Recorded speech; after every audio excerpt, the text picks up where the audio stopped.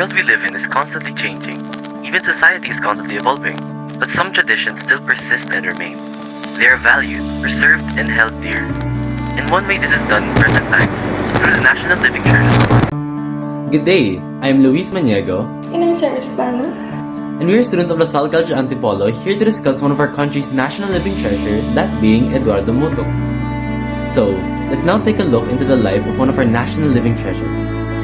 Located in Alapit, Pampanga, Eduardo Mutuc was recognized for his practice in a traditional metal craft called pukpuk or pinukpuk. With this traditional metal craft technique, Eduardo Mutuc has created many notable pieces.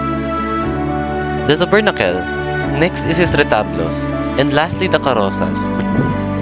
The technique used a meticulous embossing method, a traditional art form from its roots in Spanish colonial times. Today, it remains a revered art form. For these stunning pieces, Eduardo first carves a design into wood, adds a metal sheet to create the final product, and gently powders the metal to emboss the design. The piece is then plated in gold or silver and polished for detail. Eduardo discovered his talents for metalwork quite late. When Eduardo was 29, he decided to shift his profession as a farmer to a more stable job as a woodcarver. With the guidance of his mentors, Eduardo developed proficient expertise in sculpting and woodcarving despite his lack of prior experience. Despite the initial difficulties, he continued to persevere in learning and building up his skills. And in 5 to 6 years working as a furniture maker and woodcarver, his colleague taught him the art of silver plating, which is what encouraged him to learn the traditional folk art of pukpuk and to leave the furniture shop to pursue his profession in metalwork. Eduardo Mutuc, as a GAMABA artist, displays and embodies the LaSallian core values.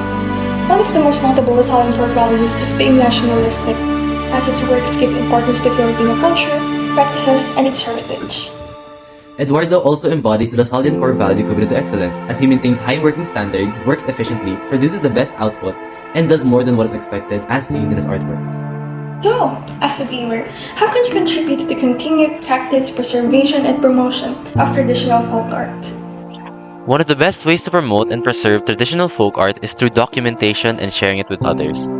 Documentation ensures that these techniques, traditions, and practices are passed down to future generations. And sharing it with others can encourage them to also help preserve and promote these traditions. And it might even inspire them to try these folk arts for themselves. Before we end this video, we sincerely hope you learned something about the value of the National Treasures Award and traditional folk arts.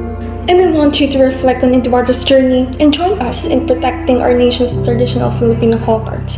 Remember, just like his silver pieces, we love the power to preserve and promote our cultural heritage.